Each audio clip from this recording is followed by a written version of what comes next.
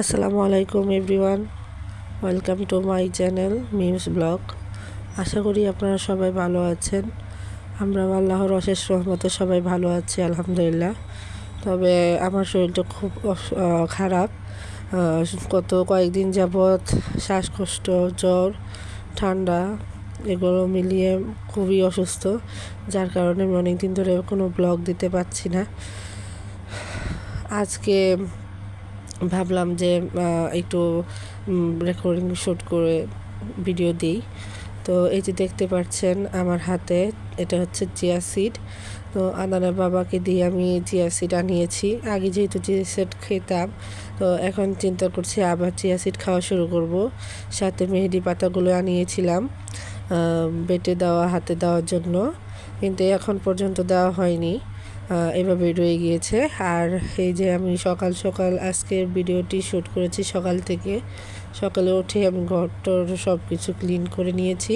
Clean করে নিয়ে সব কিছু গুছিয়ে গাছিয়ে এখন রান্নাঘরে গিয়ে যাব নাস্তা রেডি করে কায়নাতের জন্য, নাস্তা খাওয়ানোর জন্য।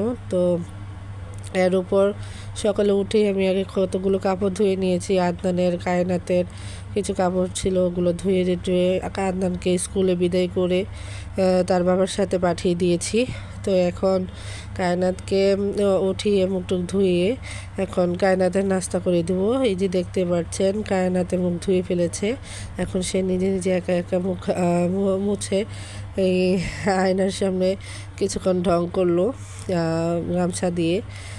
ঢং করে এখন সে নাস্তা করবে। তো তার জন্য আর আমার জন্য চা নিয়ে নিলাম, সাথে তার জন্য একটা এখন ডিম পোস্ট করে নিব। এখন সে তার হাত ক্লিন করছে, হাতটা ক্লিন করে সে খেতে বসবে।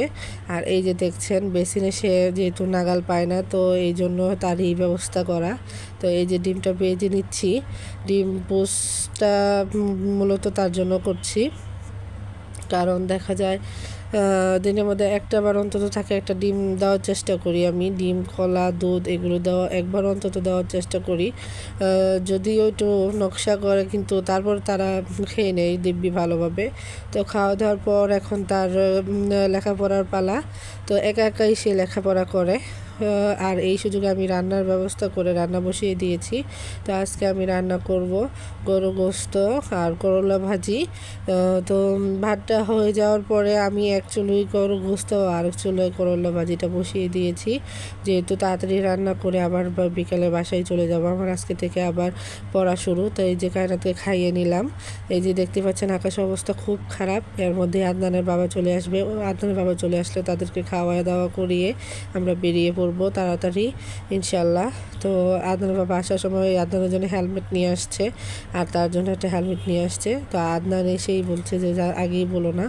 তো এই যে খাওয়া দাওয়ার পর এখন আমরা বেরিয়ে পড়ছি বাসার উদ্দেশ্যে। তো এখন আমরা বাসায় চলে যাব। আমার আজকে ভিডিওটি এই পর্যন্তই। আপনারা সবাই আমার জন্য দোয়া করবেন। আল্লাহ হাফেজ।